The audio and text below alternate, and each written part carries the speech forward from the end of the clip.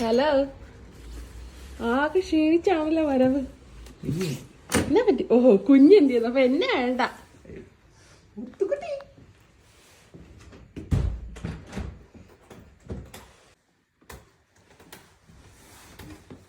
നല്ല തിരക്കാരും തോന്നല്ലോ. ആഹാ, ഇപ്പൊ ക്ഷീണൊക്കെ മാറിയോ?